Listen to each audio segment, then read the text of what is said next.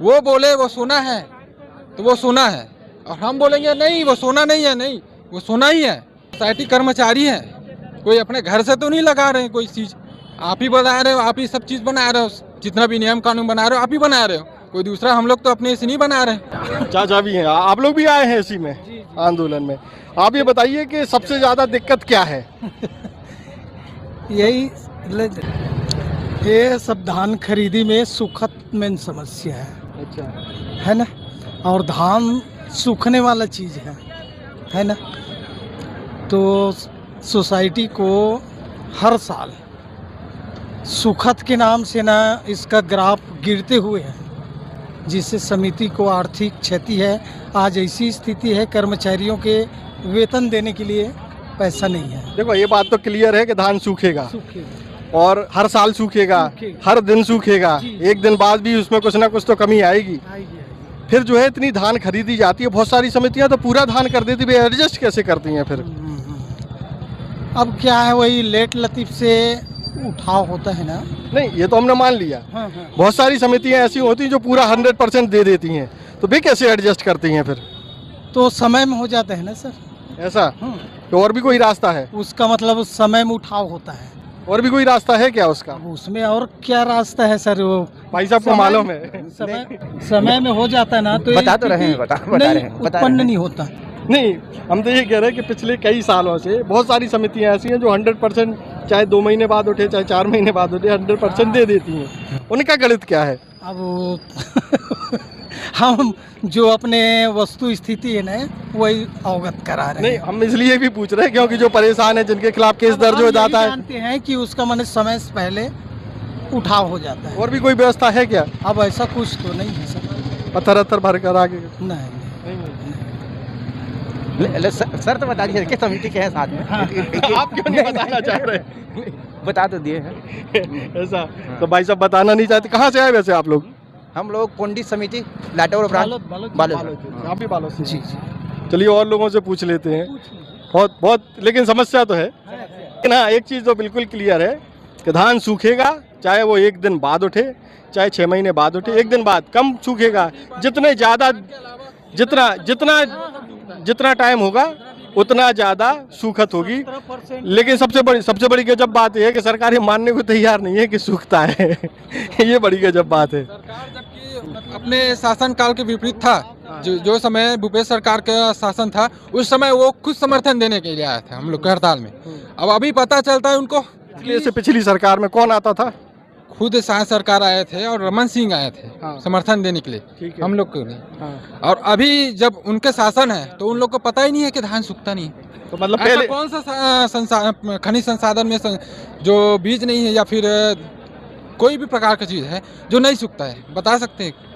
उनको भी पता है, सबको पता है, सब चीज़। सोना भी कम हो जाता है, सोना भी कम हो जाता है, लोहा भी कम हो जाता है, ज़्यादा हो जाता है समय के परिस्थिति के हिसाब से। लेकिन यहाँ तो ऐसा है कि काला बाजारी, वो बोले वो सोना है तो वो सोना है, और हम बोलेंगे नहीं वो सोना नहीं है, नहीं वो सोना ही है, ऐसा है। नहीं लेकिन जितनी ताकत से आप लोग कह रहे हैं कि सूखेगा ही सूखेगा वाली बात ही नहीं है जी। हाँ आप ही रख के देख लीजिए अपने। नहीं वो मान लिया हमने। हम तो ये भी कह रहे हैं कि सोना भी आप 1 साल बाद जाते हैं तो वो थोड़ा कुछ कम हो जाता है। सुनार कहता है कि घिस गया, नहीं घिस गया कुछ भी। हम देखो उदाहरण बता रहे, सूखता है। तो हमारा सवाल अब हमारे दिमाग में ये उमड़ रहा है कि बहुत सारी समितियां जो 100% कैसे दे देती हैं? वो होता है ऐसा है, जिनके यहाँ जैसे राजनांदगांव जिला है या फिर धमतरी जिला है, धमतरी जिला में ऐसा 100% है कि वहाँ हर चौराहे मतलब 2-4 किलोमीटर के अंतर्गत इतनी राइस मिलियाँ हैं कि वहाँ से उठा हो जाता है। वहाँ डीओ वगैरह कटता है, वो तुरंत उठा लेते हैं, वहाँ के वहीं हो जाता है। तो उनके वहाँ कहाँ से सूखा आएगा? अच्छा तो कुल मिलाकर के एक ये है कि जहाँ राइस मिल ज़्यादा है उधर छीजत कम है, और जिधर बहुत नहीं है दूर जाती उधर ज़्यादा है। नहीं है। और ऐसा भी है जहाँ राइस मिल है उनको भी जो नोटिस मिलता है, डीओ कटता है, वो समय में नहीं उठाते। वो उनका टाइम रहता है 15 दिन का, वो कितने महीने बाद उठा रहे हैं? 3 महीने बाद। उनको प्रणाम करेंगे, उनके लिए सत्कार करेंगे, उसको पैकेज देंगे, उनको बोलेंगे, गिड़गिड़ाएंगे उनके सामने में, हाथ जोड़ेंगे, उसके बावजूद भी उन लोग नहीं सुनते।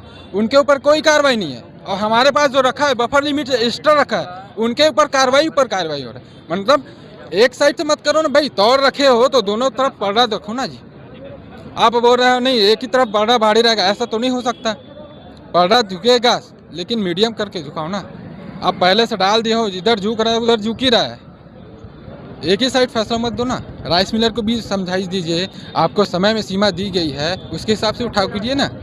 आप 28 दिन के 28 फरवरी तक के उठाव दिया था, उसको कितने दिन बढ़ा दिया? और मतलब हम लोग मांग अप्रैल कर दिया है सर। मांग कर रहे हैं, उसका विपरीत कर रहे थे। आपको खरीदी नहीं करना है तो हाथ जोड़ लीजिए और बोल दिए निरस्कार कर दीजिए। सब जितना भी किसान भाई है सब अपने अपने हिसाब से बेच लेंगे, कहीं भी बेच लेंगे। वो तो पहले बेचते आ रहे थे।